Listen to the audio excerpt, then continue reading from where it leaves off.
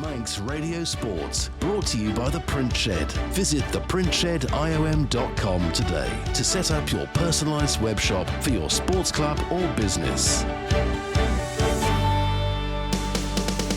Friday the 19th of June, good evening. It's Ben Cunningham in for Rob Pritchard this evening on Friday Sport. Coming up this evening, we look ahead to the fourth round of the Andreas Racing Association. We speak to James Mcstay, who wants to give children the chance to enjoy football this summer. And are you ready for a walk? Yes, it's Parish Walk 2026. Welcome to Friday Sport.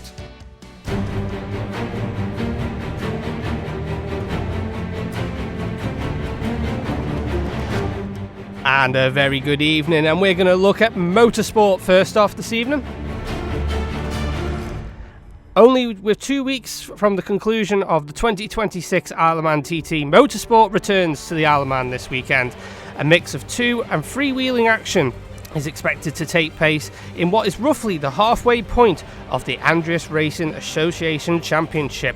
Ahead of round 4, our sports correspondent Rob Pritchard caught up with club secretary Neil Champion. Entries this year are more than healthy, really good, and the meetings that we've had so far, I'm losing track of time. It's always now the TT's out of the way, I have to think about it. But this is actually going to be our fourth meeting. So we had March and April and May.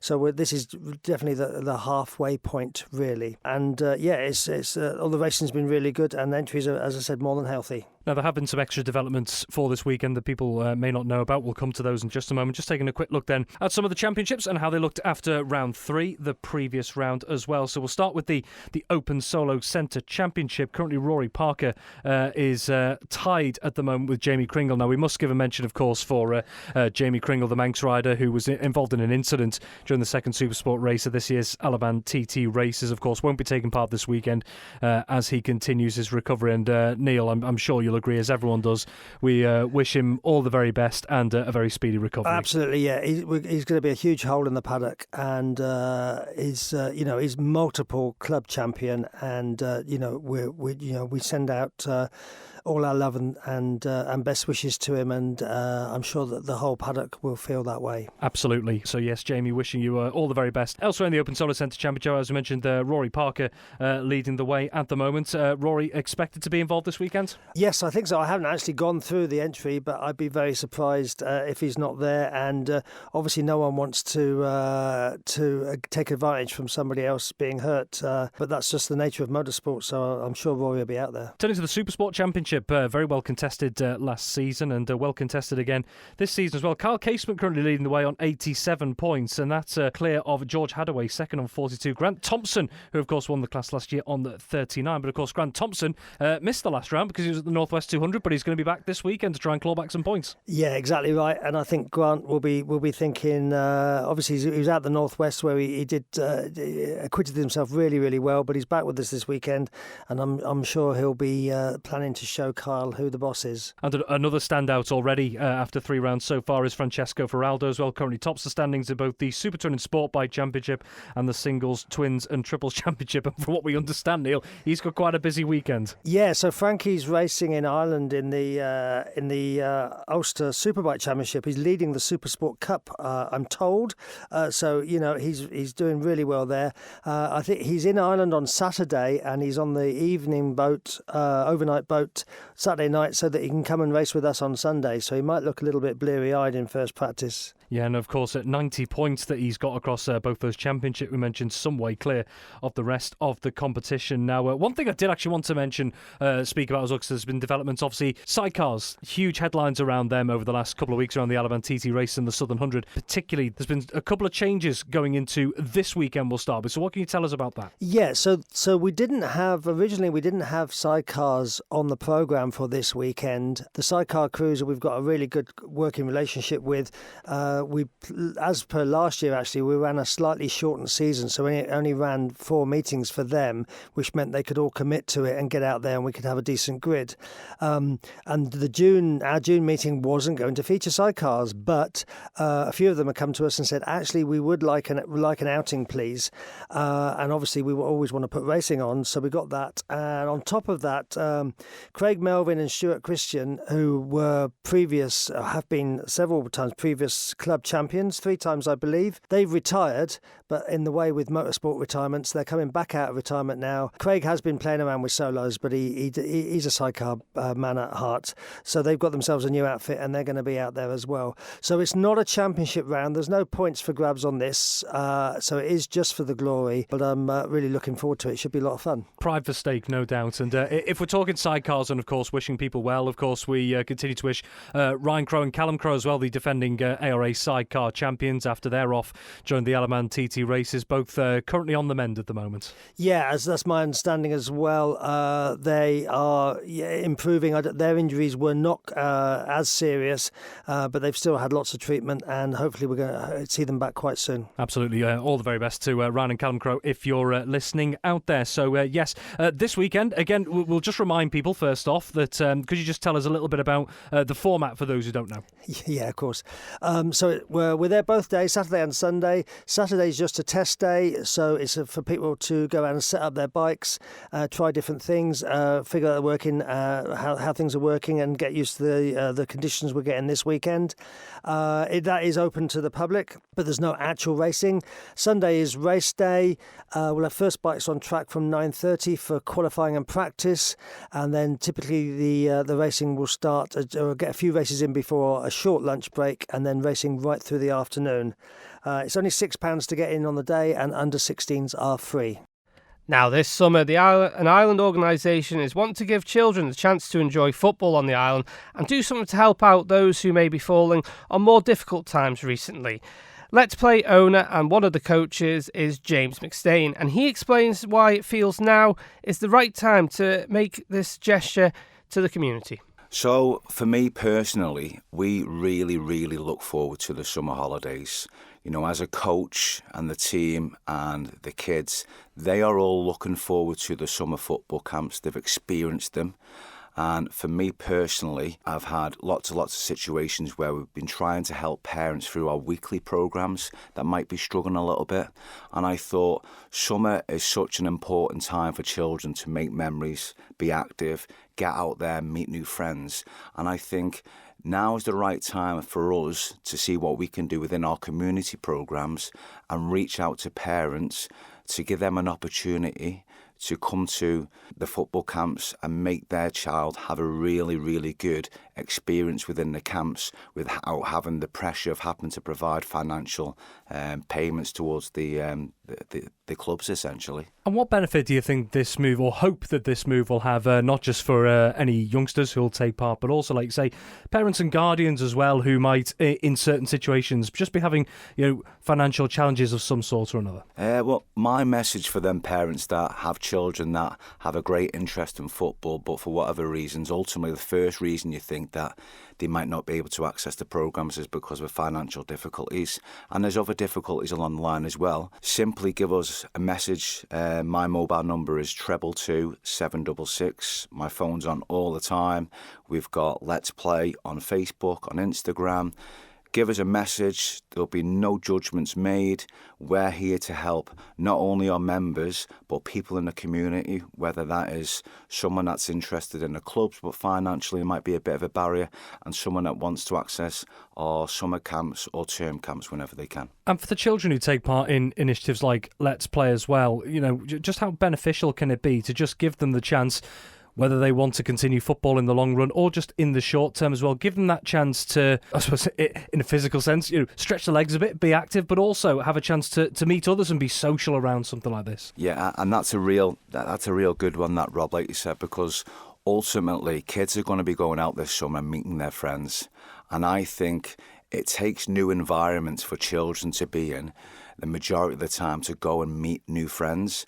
And I think part of this initiative and the programme for us, if we can get a child that's not in a position to access our summer camps by coming in and making new friends, or being a pathway for football or any sort of activity in that sense, where they've just had a really good experience in our camps, and manage to meet new friends, for us, we would take great pride in that. And of course, crucially as well, just to add on to that, for any children who want to take part, parents and guardians considering allowing their children to take part as well, you don't have to have any previous experience of being on the initiative before. It's a case of if you're a first timer, you're more than welcome to take part. Absolutely, and that's open to the whole public domain. So once we advertise our summer camps in April time, we'll always make sure that parents have an understanding that actually it doesn't matter whether you're a beginner or you're someone that's pretty advanced in your football journey.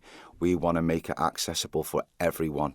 And that, like I said before, you don't have to be someone that's playing football 3 or 4 times a week. It could be your first time round. 2 more questions. So first off, in terms of just a couple of the details, for anyone who's listening out there and is maybe considering, maybe I might have the chance to, bring my children down to one of the Let's Play sessions. Crucially, what age ranges is it for? How do people get involved? What's the criteria? Yeah, so for us, what we're saying at the minute is that we're going to be offering these spaces for children that are in primary school from the ages of year 1 up into year 6, and that's this year at the minute. So if you've got a child that's in either year 1 or up until year 6, give us a shout, give us a message on Facebook, Instagram. As I said earlier, my mobile number is 222 766. Just reach out and we'll do everything that we can to help you. You've sort of half answered my last question there. So yeah, for anyone who wants to get in touch to maybe look at booking a place, or even just at this stage, just find out more details, where can they find out more? Yeah, as I said, the number's there, 222 766. Facebook is probably our most recognised social media platform in respect to Let's Play. Have a little look on there. They've got loads of good videos on there in terms of previous camps. It'll give you a little bit, a bit of an indication of actually what do these camps look like. Because for some parents, they'll be a little bit unknown. The children will be unknown. If you go on our social media platforms such as Instagram and Facebook, it'll give you a good insight about how our camps run. Cunningham, the nation's station, Manx Radio. 18 minutes to 7 here on Manx Radio. All eyes this weekend will be on the big event. Yes, the 2026 Parish Walk taking place tomorrow, the 20th of June. Individuals taking part for various reasons. They can be athletic. Some could be just looking to prove their absolute goal or raising money for charitable causes. And at the heart of the event is race director Raymond Cox, and he's been speaking to us here at Manx Radio. Entries up slightly, so just under 1,300, which is very good for us. It's a nice, comfortable number for us to manage, and it means that the Parish Walk is still a very popular challenge. Why does it stay this popular? Why are the numbers continuing to be so consistent over the years, do you think? Well, I think first off, it's a real Manx event. And if you say to somebody on the Isle of Man Parish Walk, that means everything. They know what it means. They know what the accomplishment is if you're actually a finisher, which of course means 85 miles within the 24-hour time limit. So to be a Parish Walk finisher is still something to be cherished. And it's a real aim for a lot of people. But of course, the bulk of the field will be merely going out to maybe achieve a personal target, Russian or Peel or Balaf or whatever. So that challenge is still out there. Walking is a very simple event. 1 foot in front of the other, literally. It doesn't require expensive equipment, although a good pair of shoes and comfortable clothing is what we'd recommend. But anybody can do it. So, of course, from that point of view, the challenge is very simple. And the other thing, of course, will be that people do it for a lot of other reasons. Invariably to raise money for a charity. Perhaps they've got a personal link to something. And by signing up to the parish and saying, I'm going to do it for this charity or that charity. Of course, it's a real goal for them, and it means that they get out training, they have something to aim for, and of course, when they come out, then they're achieving something more than just for themselves. And just to go back on one thing you said there, is it's for everyone, whatever your objectives are. It's not just those who finish in the top 3 come the end of it as well. It's however far people want to go, however far they want to push themselves. The fact that we have an event that is so well attended, but also so accessible to a lot of people as well. How much is that, the accessibility at the heart of the Parish Walk? Oh, I think very much so. As I said, everybody can do it. And people like to be part of an event with a lot of other people. And down at the finish, or at the start, I should say, down at the NSC on Saturday morning, it's going to be very, very bright, colourful, there's an air of excitement, and people really enjoy that atmosphere. And coming back to another thing as well, as you've quite rightly pointed out, there's a lot of people who do it for the likes of charitable causes as well, and obviously loads of people get behind others as well. Some raise hundreds if not thousands of pounds for their respective causes as well. So it's not just for the walkers, it's for plenty of other people and organisations that an event like this, they can benefit as well. Yeah, I think the local charities recognise that this is a really good platform for them to get folk out there to raise money for their cause. We reckon that between £500,000 and £600,000 annually is raised for charity, and that's a conservative estimate, and that's phenomenal for an island of this size. But of course, it just demonstrates that the Manx people are a generous nation. And of course, on the day itself, obviously so much is around the walkers, but you look about as well at how the island comes out as well, and the fact that obviously people are supporting from whether it's their front gardens or the side of the road, and there are other events that happen around the island on Parish Walk Day when it passes through as well. People setting up their own feed stations. Of course, the event has its own ones, but other people get involved in a way that isn't part of the walking as well. Does that feed in nicely to the community aspect of it? Oh, absolutely, yeah. And it's great to see people bringing out bands, barbecues, and of course we have the famous barbecue up in Mackald, which is my dinner on a Saturday evening, so courtesy to the Mackald Social Club. So it's wonderful to see people coming out supporting the event. And even back in 1994, the year I came to the Parish Walk, I was amazed to discover people sitting at the end of their gardens, 2 a.m. in the morning, cheering you on. I said, what a phenomenal event this is. On the course itself, of course, people will see 85 miles. Of course, people do all or part of it, but there are some very, I suppose, famous or infamous sections of the course as well. So what are, I suppose, are the standout bits that people will take on in your mind? Well, of course, everybody fears the Slough, that uphill section after Russian Church, dragging up to the round table. It is very challenging, and on a warm day it's going to be difficult, but invariably there's a good breeze and usually quite a number of degrees cooler going up the Slough. So the Slough is a tough one, but I can tell you where people actually suffer more is dropping down from the round table. The drop down from the round table to Dalby, going downhill, the backs of your legs get stretched. Ooh, it can be quite sore. So that's a tricky one. But I would say the toughest part of the course mentally for competitors is the stretch between Derby and Bride. So you've gone into the night frequently, the lights fading, they're on very narrow country roads, very tall hedges on either side, and the disorientation sets in. So in other words, where am I? How close am I to Bride? Is it around the next corner? Well, invariably it isn't. So that's tough. And I can see people who have walked very successfully up to that point sort of crumble. And then that's it. The Bride is the finish. Those are some of the challenges, but of course there are plenty of people each year that do go on to complete the challenge within the 24-hour limit. And I've seen you down there at the finish line on plenty of occasions. How much can you see it in the expressions of people when they come across the line as well, when they realise just what they've achieved, whether it has been to try and hit a personal best competitively or doing it for a charitable cause, what it means to them to cross that line on Douglas Promenade? Yeah, you see the full range of emotions down at the finish line, and I have lots of volunteers who volunteer to man the finish all night, stay up all night because they don't want to miss a single finisher, and the delight and the sense of achievement that those people feel, their family, friends, everybody cheering, it's really remarkable. But it is something to finish the Parish Walk. You have done something very creditable when you do the Parish Walk. And of course, there will be some of the Isle of Man's top endurance walkers taking part as well. David Griffiths brings us this report. We'll start with the men's race. Callum Gorm, the winner last year and a 4-time finisher of this particular event as well. He is entered this year, but he, and along with plenty of other strong names this year again. Yes, I think Callum, probably to my mind, does go into the race as the favourite this year, 2025 winner. He was also joint second, I think, in 2024, which was when he actually did his fastest time, 15 hours, 45 minutes. Having said that, I don't think he'll necessarily have it all his own way, and I think possibly his closest rival might be his namesake, but not a relation, Simon Gaughan. Simon has got 3 finishes in the Parish Walk. His best finish was 3rd in 2023.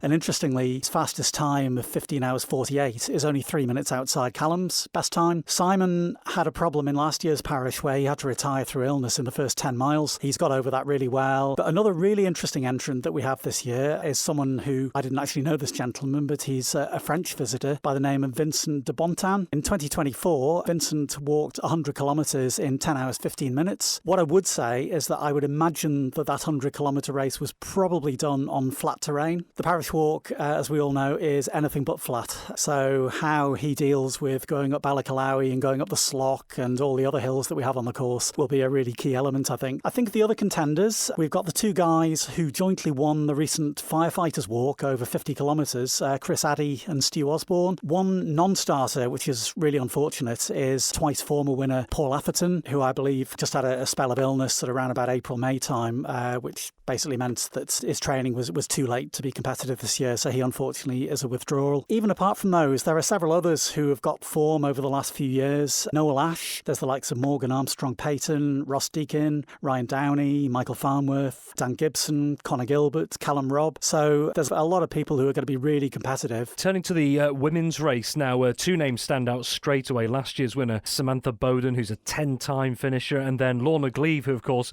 before last year, in 23 and 24, went back-to-back, winning the women's race there. I mean, those are 2 standout names, Dave. I mean, do you think anyone, on paper at least, can match the pace of those 2? I don't think so. So no disrespect at all to some really excellent competitors that we've got in the women's race. I think Lorna and Sammy are the 2 outstanding competitors, and in fact, between them, they have won every one of the last 5 parishes. I'm going to be on the fence on this one. I really can't choose between them. I'll be fascinated to see how that one goes. And then I think also we've got some really consistent walkers who year in, year out, so strong over the parish. We've got Jane Farquhar, who's finished 8 times. Louise Jimpson, she's got 6 finishes. 4th woman in 2025. Amy Sykes, 5 finishes. And then probably another one I would pick out is Sophie Watterson-Jones, who's always really strong. She's a good endurance athlete, and she's got a best time of 18 hours 16, which she did in 2023.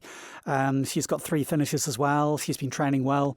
So I think those are probably the 6. But one thing you can be certain of in the parish is that there will be people who will come from nowhere on the day, dark horses who nobody sort of really picked out in advance, and they'll surprise us all. So that there'll undoubtedly be people in those categories in both the men's and the women's races. Yeah, that's one of the joys of the Parish Walk. And finally, just a quick mention, of course, for the under-21 race. For those who don't know, this doesn't cover the full course. It goes from the start line over the NSC, and the under-21 races finish in Peel. Last year's winner in the men's race was Robert Farnworth, and then we had joint winners in the under-21 ladies race last year in Lottie Stennett and Madison McMullen. So Dave, what's the under-21 field looking like this year? Yeah, well, I think Robert Farnworth is entered again this year. When he first did this race, he was very much at the lower end of the age group. Yes, as you say, he won the race in 2025, and he was also second in 2024. So he's got proven form there. Best time of 6 hours 20.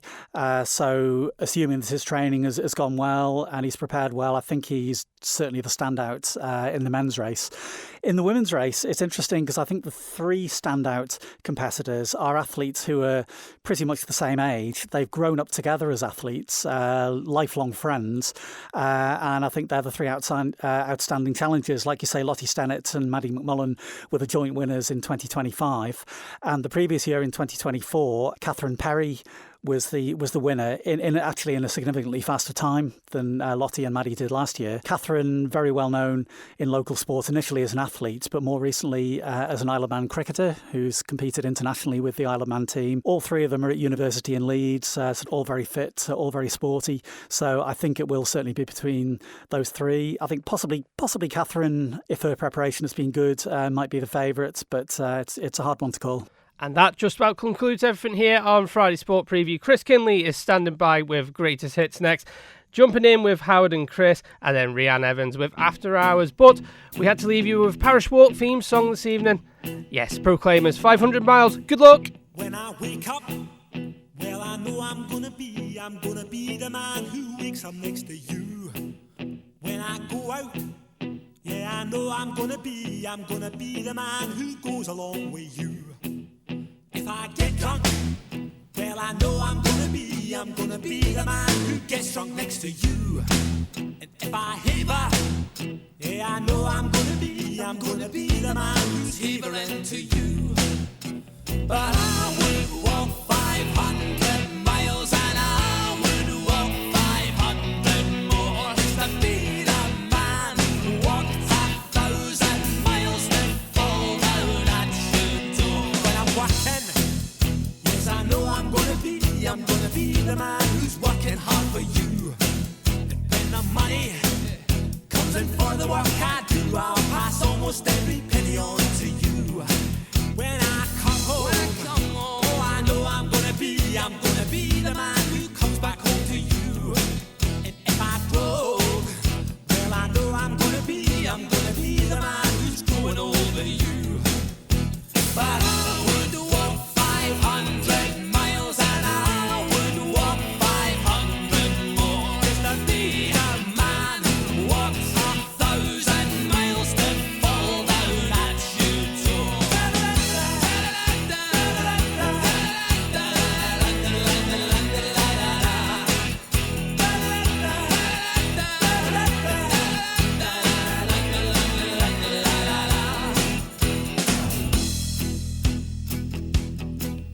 When I'm lonely, well, I know I'm gonna be the man who's lonely without you. And when I'm dreaming, well, I know I'm gonna dream about the time when I'm with you. When I go out, well, I know I'm gonna be the man who goes along with you.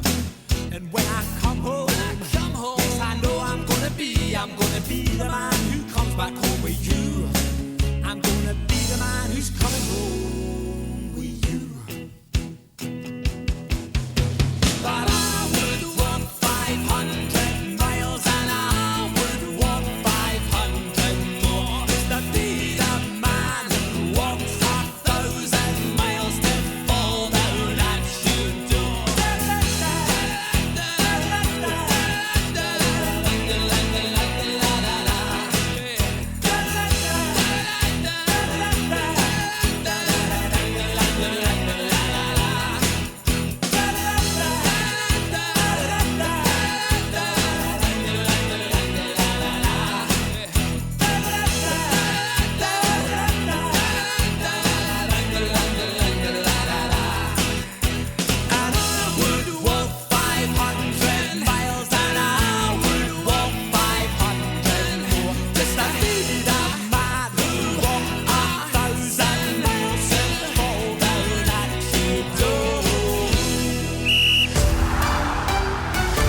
Manx Radio Sport, brought to you by the Print Shed. Visit theprintshediom.com today to set up your personalised web shop for your sports club or business.